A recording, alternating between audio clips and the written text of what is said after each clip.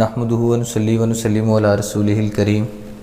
اما بعد فاعوذ باللہ من الشیطان الرجیم بسم اللہ الرحمن الرحیم۔ ربیع الاول کا مہینہ ہے اور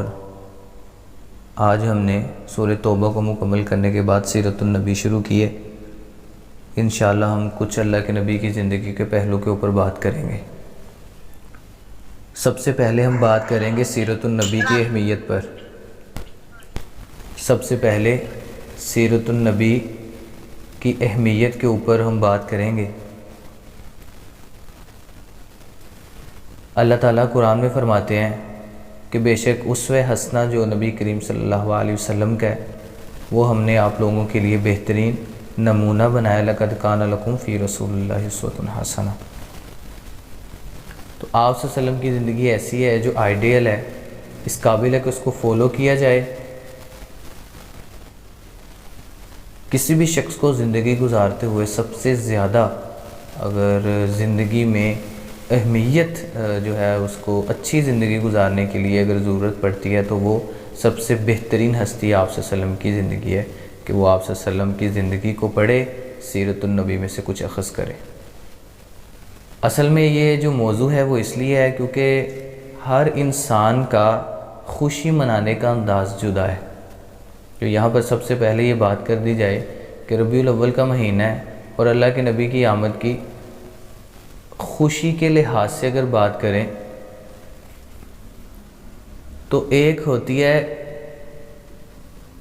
ظاہری خوشی اور ایک ہے باطنی خوشی۔ ایک کا تعلق روحانیت سے ہے اور ایک کا تعلق ظاہر اوپر والے پن سے ہے۔ کچھ لوگ آپ کو نظر آئیں گے جو آپ صلی اللہ علیہ وسلم کی خوشیوں کے لیے اپنے انداز کو استعمال کرتے ہوئے وہ کریں گے جو معاشرے میں چل رہا ہے یا معاشرے میں کوئی نئی چیز ہے اس کو کرنے کی کوشش کر کے بظاہر یہ رائج کریں گے یا لوگوں کو دکھائیں گے ہمیں اللہ کے نبی سے بہت زیادہ خوشی ہے۔ لیکن اگر ان چیزوں پر پہلوؤں پر غور کیا جائے تو پتہ چلتا ہے کہ ایسی خوشی بظاہر ہم نے اس کو بصارت کی آنکھ سے دیکھا تو اس کی کوئی ضرورت یا اس کی افادیت ہی نہیں تھی ایسی خوشی کی۔ مثال کے طور پر ایک ایسا شخص جو دنیا سے چلا گیا ہے، دنیا سے جانے کے بعد اب وہ قبر میں ہے تو اب اس کی قبر کو پکا کر کے خوبصورت بنا دیا جائے، اس کی قبر پر لاکھوں کروڑوں کے خوشبو والے بڑے بڑے زبردست قسم کے پھول نچھاور کر دیے جائیں تو جب تک اندر لیٹے ہوئے شخص کے اعمال میں خوشبو نہیں ہے کبھی بھی باہر والی خوشبو فائدہ نہیں دے سکتی۔ جب تک اسی طرح کہ اللہ کے نبی کے آنے کی خوشی اگر انسان ایسی چیزوں سے منا رہا ہے جو بظاہر تو خوشبو دینے والے ہیں، جیسے وہ پھول قبر پہ پڑے خوشبو دے رہے ہیں لیکن اندر کوئی فائدہ نہیں، ویسے ہی بالکل نبی کریم صلی اللہ علیہ وسلم کی سیرت کو نہیں پڑھا، اللہ کے نبی کی زندگی کو جس مقصد کے لیے اللہ کے نبی آئے اس مقصد کو نہیں جانا تو اللہ کے نبی کی آنے کا مقصد نہیں جانا تو آنے کی خوشی جو منائی ہے پھر اس کا بھی کوئی مقصد نہیں ہے۔ تو اللہ کے نبی کی جو کچھ لوگ آپ کو نظر آئیں گے کہ وہ اپنے حساب سے اللہ کے نبی کے آنے کے جشن یا اس کو انہوں نے عید کا دن مقرر کیا یا جیسے بھی اپنے انداز میں وہ آپ صلی اللہ علیہ وسلم کے آنے کی خوشی منا رہے ہیں، لیکن ہم اللہ کے نبی کے آنے کی خوشی مناتے ہیں۔ ایسا نہیں ہے کہ نہیں مناتے، ہم مناتے ہیں سیرت پڑھ کے پڑھا کے، لوگوں کو سیرت بتا کے اور سیرت سن کے۔ اور یہ سب سے خوبصورت بات ہے کسی انسان سے محبت کی کہ اس کے بارے میں جانا جائے، اس کی عادات اکٹھی کر لی جائیں پھر ان کو اپنایا جائے۔ تو اگر آپ نے دیکھنا ہے کہ اعمال کی خوشبو اندر انسان کے اندر ہے تو پھر دیکھیں سید الکونین سید عالم حضرت محمد رسول اللہ صلی اللہ علیہ وسلم کو کتنی خوبصورت زندگی تھی۔ قبریں نظر بھی نہیں آتی لوگوں کو لیکن پھر بھی ان قبروں سے نکل کر باہر خوشبو پھیل چکی اور باہر کیا پورے عالم کونین میں پھیل چکی ہے۔ پھر وہ صحابہ جن کے اندر اعمال کی خوشبو تھی ان کی قبروں کے باہر آپ جنت البقیع میں دیکھیں کوئی سی قسم کے پھول نچھاور نہیں کرنے والے، کوئی کبے شبے نہیں بنائے گئے، کوئی مضبوط ترین قبریں نہیں ہیں، قبروں پہ ٹیلے کچھ بھی نہیں ہیں، لیکن پھر بھی اندر بتانے کا مقصد ہے کہ اگر اندر خوشبو ہے، اللہ کے نبی کی سیرت کو اپنا کر اندر خوشبو بسائی ہے تو باہر جو ہے نا خوشبو وہ کسی کام کی نہیں. اب آپ دیکھیں ایسا شخص جو ساری زندگی گناہ کرتا رہا، اب وہ اندر لیٹا تو ہوا ہے لیکن باہر والے پھول اس کو کسی قسم کا کوئی فائدہ دے سکتے ہیں؟ ایک دو دن بعد مرجھا جائیں. آپ صبح شام بھی پھولوں کی نچھاور کرتے رہے، ان پھولوں کا کوئی فائدہ نہیں ہوگا. اسی طرح وہ شخص ساری زندگی اللہ کے نبی کے آنے کی خوشی مناتا رہے لیکن اللہ کے نبی کی بات کو نہیں سنتا، اس پر توجہ نہیں دیتا، اور اللہ کے نبی کی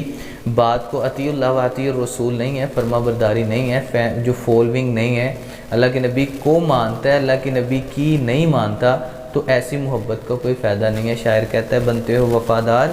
وفا کر کے دکھاؤ، کہنے کی وفا اور ہے کرنے کی وفا اور. منہ سے بول دینے کی محبت کا دعویٰ کر دینا آسان ہے لیکن محبت نبھانا بہت مشکل. تو اصل محبت یہ ہے کہ اللہ کے نبی کی زندگی کو پڑھا جائے اور اس پر غور و فکر کی جائے. ہم اپنے موضوع کی طرف آتے ہیں. ہم آپ صلی اللہ علیہ وسلم کی زندگی کو شروع کرتے ہیں کیونکہ ہم نے آپ صلی اللہ علیہ وسلم کی حیات نہیں پڑھنی، سیرت پڑھنی ہے. حیات پڑھنی ہوتی تو اللہ کے نبی کی زندگی کی پیدائش شروع کرتے، حلیمہ سعدیہ کا واقعہ شروع کرتے. یہ چیزیں ہمارا موضوع نہیں ہے. ہمارا موضوع ہے ہم نے غور و فکر کرنی ہے، ہم نے دیکھنا ہے اللہ کے نبی کے کام کیا تھے، امور کیا تھے، روزمرہ کی زندگی کیا تھی، اچھی عادات کیا تھی، خصلتیں کیا ہیں. وہ ساری چیزوں کے پہلوؤں پر ہم انشاءاللہ بات کریں گے. تو سب سے پہلے ہم بات کریں گے اللہ کے نبی کے خصائل پر. خصائل خصلت سے ہے، خصلت عادت کو کہتے ہیں، خصلت کی جمع خصائل ہے. عادات اللہ کے نبی کی، اس میں جو ہے نا وہ سب سے پہلے کچھ عادات جو ہیں وہ ہم اللہ کے نبی کی ذکر کریں گے. اللہ کے نبی کی سب سے خوبصورت اور پہلی جو سب سے اچھی کسی کی عادت دیکھنے میں دیکھی جا سکتی ہے، شریعت کے لحاظ سے بھی دیکھیں، وہ ہوتا ہے انسان کا سچا ہونا. ٹھیک ہے؟ اور اللہ کے نبی کے سچے ہونے کی گواہیاں صرف اسلام نے نہیں دیں، قرآن نے نہیں دیں، جبرائیل نے نہیں دیں، اللہ نے نہیں دیں، صحابہ نے نہیں دیں، بلکہ اللہ کے نبی جن لوگوں میں رہے اللہ کے نبی نے ان کے خداؤں کی مخالفت کی ہے. قل یا ایھا الکافرون لا اعبد ما تعبدون، میں نہیں عبادت کرتا تمہارے خداؤں کی جن کی تم عبادت کرتے ہو. ان کی مخالفت کے باوجود وہ لوگ اللہ کے نبی کو سات کو امین کہہ رہے تھے. اللہ کے نبی صفا پہاڑی پر کھڑے ہوئے اور اللہ کے نبی نے پوچھا اگر میں تم سے کہوں کہ پیچھے سے تم پر ایک بہت بڑا لشکر چڑھ دوڑنے آنے والا ہے تو تم کیا کہو گے میرے بارے میں؟ تو انہیں کہا صدقتا یا رسول اللہ، اللہ کے نبی آپ سچ فرماتے ہیں، کیونکہ ہم نے آپ کو شروع سے لے کے آج تک اللہ کے نبی سچ بولنے والا پایا ہے، سچا پایا ہے آج تک ہم نے آپ کو. اسی طرح میں پہلے بھی ایک دو بار بیان کر چکا کہ نبی کریم صلی اللہ علیہ وسلم کے بارے میں کافیوں کی سچائی کا گواہی دینا، جیسا کہ دربار کے اندر بادشاہ کے ابو سفیان کو بلایا گیا اور سوال پوچھے گئے تو حضرت ابو سفیان رضی اللہ تعالیٰ فرماتے ہیں میں نے وہاں پر سارے سچے جواب دیے. انہوں نے پوچھا کیا نبی سچ بولتا ہے؟ تو ہم نے یہ جواب دیا ہاں اللہ کے نبی. تو یہاں پر میں نے پہلے بھی ذکر کیا تھا کافروں کا ملک ہے، کافروں کی حکومت ہے، کافروں کی سلطنت ہے، کافروں کے لوگ ہیں، بادشاہ کافر ہے، جس سے سوال کیا جا رہا ہے وہ کافر ہے، جو سوال کر رہا ہے وہ کافر ہے. لیکن تعریف اللہ کے نبی کی جو ہے نا وہ نعت جو ہے وہ اللہ کے نبی کی بیان کی جا رہی ہے. تو سب سے خوبصورت ترین جو عادت ہوتی ہے وہ سچ بولنا، اور اللہ کے نبی نے اس کی تعلیم بھی دی اور یہ عمل کر کے بھی دکھایا. اور دوسری اللہ کے نبی کی اگر شریعت کو سامنے رکھتے ہوئے اچھی عادات دیکھیں تو وہ سب سے بہترین چیز اخلاق ہے. اور اس کے بارے میں اللہ کے نبی نے فرمایا کہ تم میں سے سب سے زیادہ بہتر وہ ہے جو اپنے گھر والوں کے لیے بہتر ہے. تو گھر والوں سے مراد یہاں پہ اہلیہ یا بیوی تھی. تو اللہ کے نبی نے فرمایا تم میں سے بہتر وہ ہے جو اپنی بیوی اپنے گھر والوں کے لیے بہتر ہے، اور میں اپنے گھر والوں کے لیے تم سب سے زیادہ بہتر ہوں. تو اپنے بارے میں اللہ کے نبی نے بتا دیا کہ تم سب سے زیادہ بہتر میں اپنے رہنا. یہاں پر کسی بھی شخص کی 2 بیویاں وہ کبھی بھی اس سے خوش نہیں ہوتے، لیکن اللہ کے نبی نے بیک وقت 9 بیویوں کو رکھا ہے اور کسی بیوی نے کبھی زندگی میں شکایت نہیں کی کہ مجھے اللہ کے نبی صلی اللہ علیہ وسلم سے فلاں شکایت تھی، اللہ کے نبی نے میرے ساتھ انصاف نہیں کیا یا ناانصافی کی گئی. تو نبی کریم صلی اللہ علیہ وسلم کی دوسری بہترین اخلاق ہے. اخلاق اگر انسان کا اچھا ہے تو اللہ کے نبی کے اگر اخلاق پر بات کی جائے تو ایک الگ سے بہت لمبا اور بہت بڑا ٹاپک ہے اگر ہم بات کرتے ہیں نبی کریم صلی اللہ علیہ وسلم کے اخلاق کی. اور تیسری سب سے خوبصورت عادت جو کسی بھی انسان کی ہوتی ہے وہ اپنے کام خود کرنا. یہاں پر آپ کو بہت سارے لوگ ایسے ملیں گے جو اپنے کام خود نہیں کرتے، چھوٹے چھوٹے سے لے کر بڑے بڑے کام. ہر انسان آلسی ہے، ہر انسان سستی اور کاہلی کا مارا ہوا ہے، اور ہر انسان مجھ سمیت آپ بھی سب ہم چاہتے ہیں کہ ہمارا کام کرنے والا کوئی جادو کی چھڑی ہو ہمارے ہاتھ میں ہمارے کام ہو جائیں، اور کوشش کرتے ہیں کہ کوئی ہمارے کام کرے ہم نہ کریں، لیکن ہم اللہ کے نبی کو دیکھتے ہیں کہ کبھی اللہ کے نبی جو ہے نا وہ اپنا جوتا خود گانٹ رہے. اللہ کے نبی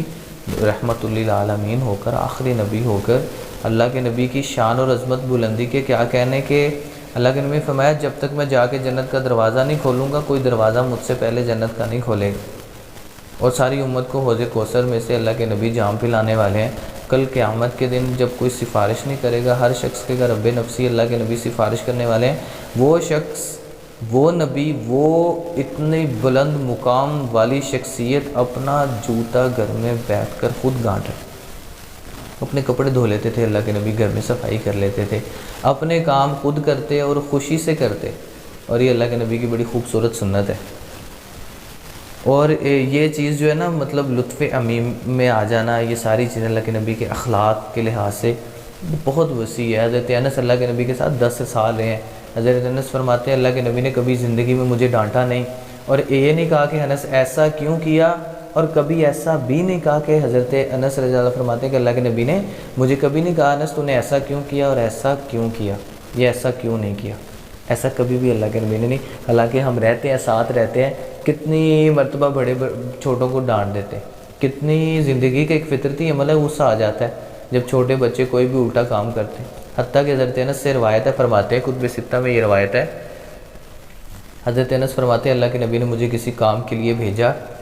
اور میں باہر بچوں کے ساتھ کھیلنے لگا، حتیٰ کہ بہت لمبا پیریڈ وقت گزر گیا اور اللہ کے نبی میرے پیچھے مجھے ڈھونڈتے ہیں اور مجھے دیکھا کہ میں بچوں کے ساتھ کھیل رہا ہوں اور اللہ کے نبی کا کام نہیں کیا، یا کوئی سودا سلف لانے کے لیے بھیجا تھا تو اللہ کے نبی نے صرف مجھ سے اتنا ہی کہا کہ انس تم ابھی تک گئے ہی نہیں،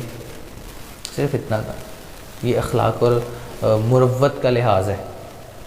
تو یہ مطلب سب سے پہلے جو ہم نے ایک ٹاپک کی بات کی، اللہ کے نبی خوش خصال سے، خوبصورت عادتوں والے.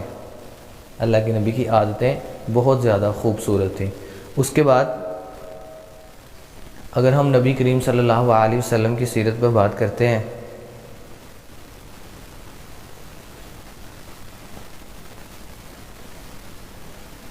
حضرت زید بن حارثہ رضی اللہ تعالیٰ فرماتے ہیں وہ اللہ کے نبی کے منہ بولے بیٹے تھے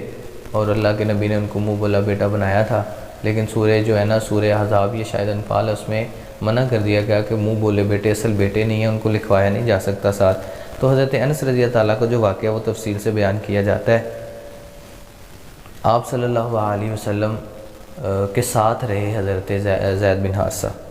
تو یہ اصل میں غلام تھے، کہیں بکتے بکاتے آئے تھے حضرت خدیجہ کے پاس. یہ ایک لمبی کہانی پہلے اس پر آپ سے گفتگو کی تھی. تو حضرت زید رضی اللہ تعالیٰ پہنچے نبی کریم صلی اللہ علیہ وسلم کے پاس. حضرت خدیجہ کے غلام تھے، انہوں نے اللہ کے نبی کی خدمت میں دے دی. تو جب حضرت زید بن حارثہ رضی اللہ تعالیٰ کے ماں باپ آئے تھے اور انہوں نے کہا تھا کہ زید تو بڑی مشکل سے ہمیں ملا، ہمارے ساتھ چلو، اور حضرت زید رضی اللہ تعالیٰ اللہ کے نبی کی طرف دیکھ رہے ہیں اور اللہ کے نبی حضرت زید کی طرف، اور فرما کیا رہے ہیں حضرت زید میں نے ماں باپ کے ساتھ جانے سے انکار کر دیا کہ یہ جو شخصیت جس کے ساتھ میں رہتا ہوں ایسی شخصیت کائنات میں کہاں موجود ہے،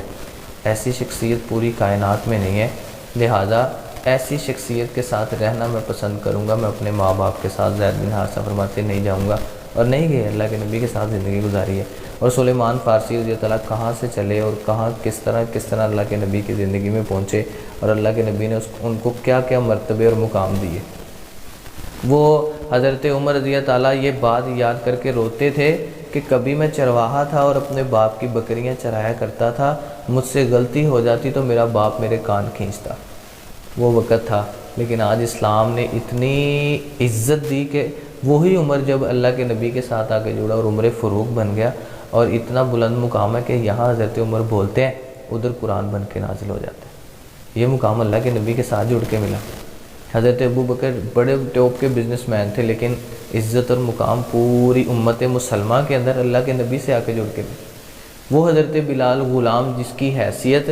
انسانوں کے برابر بھی نہیں، کسی جانوروں کے برابر بھی نہیں تھی، وہ اگر جو ہے نا وہ ایک ہیرا جو تھا وہ جوہری کے پاس حضرت ابو بکر رضی اللہ کے نبی کے پاس لاتے ہیں، ان کا مقام یہ چیزیں جو اللہ کے نبی کے ساتھ لوگ جڑ گئے ان کا مقام یہ ہے کہ اللہ کے نبی کے پاس جن شخصیات کو لایا جا رہا ہے، حضرت بلال کا مقام یہ ہو گیا کہ زمین پہ چلتے ہیں اور آواز جو ہے وہ جنت میں سنائی دیتی. اور اس کے بعد جو نبی کریم صلی اللہ علیہ وسلم نے امت کے لیے خوشخبریاں بیان کی، کیونکہ اللہ تعالیٰ نے قرآن میں فرمایا بے شک اللہ کے نبی ہم نے آپ کو بھیجا ہے مبشر و نذیرہ، خوشخبری دینے والا اور ڈرانے والا۔ بے شمار ایسی چیزیں جس پر آپ صلی اللہ علیہ وسلم نے امت کو خوشخبریاں دی ہیں، جن میں بہت ساری روایتیں ہیں۔ نبی کریم صلی اللہ علیہ وسلم نے فرمایا 3 بیٹیوں کی جو پرورش کرتا ہے اور وہ کل قیامت کے دن میرے ساتھ اس طرح ہوگا، پھر ان کی اچھی جگہ شادی کر دیتا ہے۔ پھر اللہ کے نبی نے فرمایا ہر نماز کے بعد آیت الکرسی پڑھنے والے کے لیے جنت ہے۔ پھر نبی کریم صلی اللہ علیہ وسلم نے فرمایا وہ شخص جو حق پہ ہونے کے لیے جھگڑا چھوڑ دیتا ہے اس کے لیے جنت ہے۔ پھر فرمایا کوئی صاحب استطاعت، مال والی، حسن و جمال والی، نسب والی عورت برائی کی دعوت دے لیکن وہ یوسف بن جاتا ہے، وہ کہتا ہے ان قال معاذ اللہ، تو نبی کریم صلی اللہ علیہ وسلم نے فرمایا اس کے لیے بھی جنت آن ہے۔ پھر فرمایا جو صبح شام تک سید الاستغفار، یہ ساری خوشخبریاں جنت میں جانے کے لیے نبی کریم صلی اللہ علیہ وسلم نے دی ہیں۔ اس کے بعد ہم نیکسٹ جو ٹاپک اس پہ بات کریں گے کہ اللہ کے نبی بشریت کے لیے خیر ہے، اتنی بڑی خیر ہے کہ نبی کریم صلی اللہ علیہ وسلم کی محنتوں سے، کوششوں سے یہ خون کی کھیتی سیراب ہو کر ہم تک دین پہنچا ہے۔ کبھی ایک دیوانہ آتا ہے اور نبی کریم صلی اللہ علیہ وسلم کی چادر کو زور سے پکڑتا ہے اور وہ آپ صلی اللہ علیہ وسلم کے گردن کے اوپر لگ جاتی ہے زور سے۔ حضرت انس فرماتے ہیں میں اس کو مارنے کے لیے آگے بڑھتا ہوں، دیکھتا ہوں اللہ کے نبی کی طرف وہ مسکرا رہے ہیں، غصہ نہیں کیا۔ پھر وہ جو یہودی آیا پہلے 3 دن قرضہ مانگ کر اللہ کے نبی سے، یہاں تک اس شخص نے کہا کہ اللہ کے نبی حضرت بلال رضی اللہ تعالیٰ، مکمل واقعہ اس طرح سے ہے، اصل میں واقعات اتنے زیادہ ہیں اس کو تھوڑے ٹائم میں جو ہے نا وہ بند کرنا بہت زیادہ مشکل ہے۔ حضرت بلال فرماتے ہیں کہ نبی کے کریم صلی اللہ علیہ وسلم کے پاس کوئی ایسا شخص آ جاتا تو اللہ کے نبی، مہمان ہوتا اللہ کے نبی کا، کوئی بھی شخص آ جاتا تو اللہ کے نبی اس کو کھانا کھلائے بغیر نہیں بھیجتے تھے، یہ بھی اللہ کے نبی کی بہت خوبصورت عادت تھی۔ تو کھانے کے لیے حضرت بلال فرماتے ہیں مجھے اپنی ساری بیویوں کے گھر میں اللہ کے نبی بھیجتے، مجھے کوئی چیز کھانے کے لیے نہ ملتی۔ حضرت عائشہ بتاتی کہ 8 دن ہو گیا گھر میں چولہا نہیں جلا، 9 بیویوں کے گھر سے ہو کے میں واپس آ جاتا تو کہیں سے بھی حضرت بلال فرماتے مجھے کھانا نہ ملتا، اللہ کے نبی کے ایک گھر میں بھی کھانا نہیں ملتا۔ تو پھر بھی جب انتظام کرنا ہوتا تو حضرت بلال فرماتے میں گیا اور اللہ کے نبی نے مجھے حکم دیا کہ میں جاؤں، اور میں گیا اور جا کر میں نے جو ہے وہ ڈھونڈنا شروع کیا قرض کو۔ تو میں نے نبی کریم صلی اللہ علیہ وسلم کے لیے ایک یہودی سے قرض لیا، اور وہ قرض دیکھیں کس بنا پہ لیا ہے، وہ قرض اس لیے لیا، نبی حضرت بلال فرماتے ہیں تاکہ اللہ کے نبی کے غلام کو کھانا، اللہ کے نبی کے مہمان کو کھانا کھلایا جا سکے۔ تو یہودی سے قرض لے لیا اور بعد میں وہ مدت سے پہلے پریشان کرنے لگا، تو حضرت بلال فرماتے ہیں میں ادھر ادھر ہوا کہ وہ مجھے پریشان نہ کرے اور میں انتظام کروں پیسوں کا۔ لیکن ایسا ہوا کہ نبی کریم صلی اللہ علیہ وسلم کے پاس وہ شخص 3 دن پہلے آ گیا اور آ کر اس نے اتنی بڑی بات کی، اس نے کہا کہ اے محمد تو میرے پیسے کیوں نہیں دیتا صلی اللہ علیہ وسلم، تم لوگ پیسے لے لیتے اور بعد میں واپس نہیں کرتے، تمہارے بڑے بھی ایسے کیا کرتے تھے۔ اب یہ جملہ کتنا تکلیف دہ ہے کہ ابھی مدت بھی نہیں آئی قرض واپس کرنے کی، لیکن یہ وہ شخص ہے جو آگے سے مزاحمت کرتے ہوئے نبی کریم صلی اللہ علیہ وسلم کی تحقیر کرنے کی کوشش کر رہا ہے۔ لیکن آپ صلی اللہ علیہ وسلم نے اسے پاس بٹھایا۔ کچھ مدت کے بعد اللہ کے نبی کے پاس کچھ سامان آ گیا تو آپ صلی اللہ علیہ وسلم نے اس کا قرض واپس کیا، بلکہ اس کو کچھ اور بھی اپنے پاس سے اللہ کے نبی نے عطا کر دیا، اپنے پاس سے کچھ اور بھی اللہ کے نبی نے اس کو زیادہ دے دیا، اور وہ اس بات پر بڑا حیران ہوا، اور وہ یہودی تھا اور اس نے کلمہ پڑھا، مسلمان ہو گیا، اور اس نے کہا اللہ کے نبی ہم نے آپ کی بہت ساری عادات کو پڑھا ہے، اور تورات کے اندر ہم نے آپ صلی اللہ علیہ وسلم آپ کی بہت ساری صفات کو پڑھا ہے، اور اس میں سے ایک یہ تھی کہ ایک پیغمبر آئے گا عرب کی سرزمین پر، اس کے ساتھ جتنی سختی کریں گے وہ اتنی نرمی کرے گا آگے سے۔ تو اللہ کے نبی یہ صفت آپ میں دیکھنے والی رہ گئی تھی، اور آج میں نے یہ صفت جان لی۔ اسی طرح سے ایک دوسرا واقعہ بھی ہے، تو ایک شخص آیا اللہ کے نبی سے بدتمیزی کرنے لگا، اور اس نے کہا یہ مال اللہ کے نبی آپ کا نہیں ہے، یہ مال آپ کے باپ کا نہیں ہے، یہ مال آپ نے لوگوں سے جو اکٹھا کیا ہے یہ مال مجھے دے۔ تو صحابہ دوڑے اس کو مارنے کے لیے، لیکن اللہ کے نبی منع فرما رہے ہیں، اور اس کو مال لاد کے دیا 3 اونٹوں پر۔ کبھی بدو آ کے پیشاب کرتا ہے مسجد نبوی میں، صحابہ ڈانٹنے لگتے ہیں، فزاجرہ صحابہ ڈانٹنے لگتے ہیں اس کے، اللہ کے نبی منع فرما دیتے ہیں۔ کبھی بدر کا مقام ہے اور اللہ کے نبی سونے لگتے ہیں کہ آواز آتی کسی قیدی کی پریشانی میں یا رونے کی، یہ چیخ کی تو اللہ کے نبی جا کے صحابی کو فرماتے ہیں جاؤ جا کے ان کی جو رسیاں باندھی ہوئی نا وہ ڈھیلی کر دو، محمد کو نیند نہیں آ رہی۔ کبھی آپ صلی اللہ علیہ وسلم حضرت عمر کا فیصلہ اللہ والا تھا، وہ 70 قیدی چھوڑنے نہیں تھے، اللہ کے نبی نے چھوڑ دی، حالانکہ پھر احد میں نقصان پہنچا، جیسا کہ ہم نے پڑھا۔ اللہ تعالیٰ قرآن میں فرماتے ہیں کسی نبی کے لائق نہیں ہے کہ وہ قیدیوں کو فدیہ لے کے چھوڑتے حتیٰ یسخنوا فی الارض، حتیٰ کہ وہ زمین میں خون بہا دے، لیکن اللہ کے نبی نے وہ استوے حنانہ جس کے ساتھ اللہ کے نبی ٹیک لگا کر جمعہ پڑھایا کرتے تھے، صحابہ فرماتے ہیں ہم نے خوبصورت ممبر بنا کے دیا اللہ کے نبی کو، لیکن جب اللہ کے نبی نے استوے حنانہ کو چھوڑا ہم نے خود دیکھا وہ رو رہا تھا، اس کے رونے کی آوازیں سنی۔ اب یہ رحمت صرف لوگوں کے لیے نہیں ہے، یہاں پر تو ایک کھجور کا تنا رو رہا ہے، یہ تو انسانیت میں نہیں آتا۔ ابو جہل آیا اللہ کے نبی کے پاس، ابو جہل نے آ کر اللہ کے نبی سے کہا اللہ کے نبی بتائیے میری مٹھی میں کیا ہے۔ اب یہاں پر بڑے خوبصورت کلمات لکھنے والوں نے لکھے ہیں۔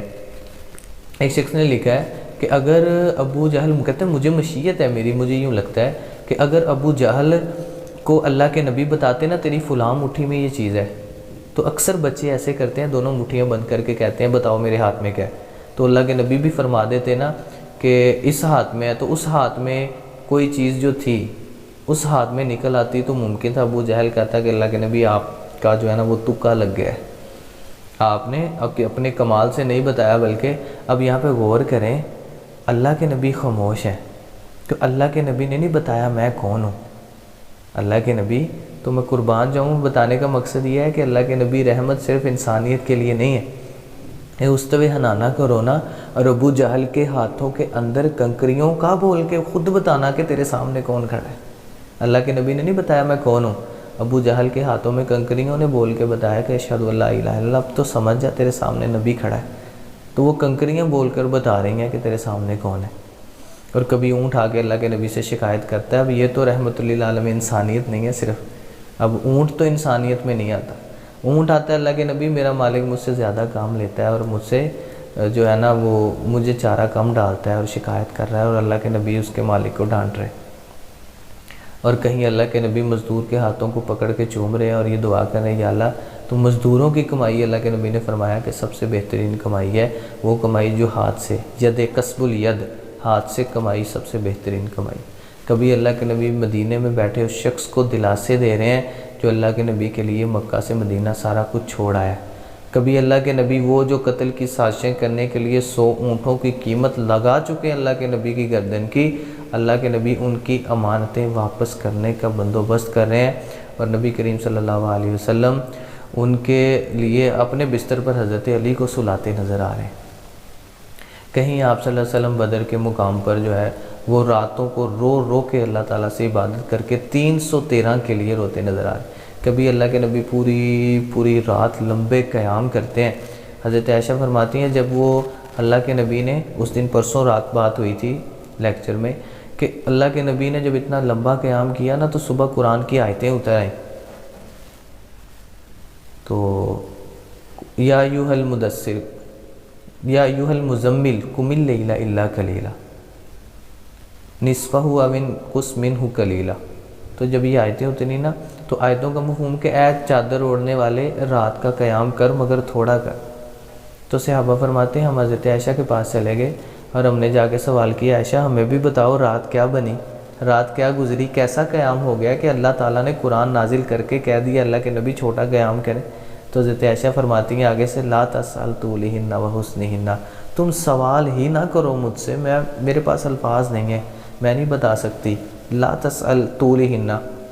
اس قیام کے بارے میں مجھ سے سوال نہ کرو، وہ کتنا لمبا تھا اور وہ کتنا خوبصورت تھا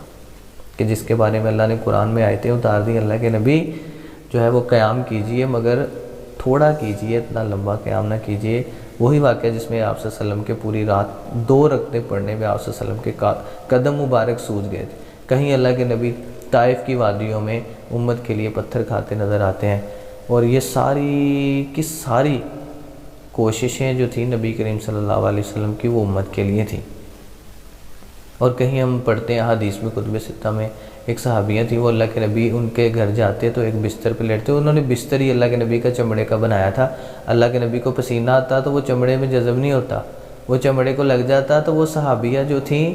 وہ ان کے پاس ایک شیشی تھی، وہ اس میں اللہ کے نبی کے پسینے کو بھرتی تھی، خوشبو تھی وہ، اور وہ بڑے لوگ کوشش کرتے تھے کہ ان کو تھوڑی سی مل جائے، اور اتنی کمال کی کستوری سے زیادہ خوبصورت اور زبردست آنے والی وہ خوشبو تھی، جس گلی سے اللہ کے نبی گزر جاتے ضرورت نہیں پوچھنے کی پڑتی تھی کہ اللہ کے نبی یہاں سے گزرے ہیں، اس طرح سے مدینے کی گلیاں مہک جاتی۔ تو ان کا قدر کرنے کا، ایسی منور سیرت والی شخصیت کی قدر کرنے والوں نے بھی انتہا کی کہ صحابہ کے بارے میں روایت آتی ہے کہ صحابہ اللہ کے نبی کے پانی کے قطروں کو کبھی زمین پہ گرنے نہیں دیتے، جیسے ہی پانی آپ صلی اللہ علیہ وسلم کا وضو کر کے آپ ہٹتے تو آگے بڑھ کر پانی کے قطروں کو اپنے ہاتھوں پر اپنے جسموں پہ ملتے، اور بعد میں آنے والے جو لیٹ ہو جاتے وہ اپنے جسموں کو ان صحابہ کے جسموں کے ساتھ مسلتے جنہوں نے نبی کریم صلی اللہ علیہ وسلم کے وضو کے پانی کو اپنے جسموں پہ لگایا تھا۔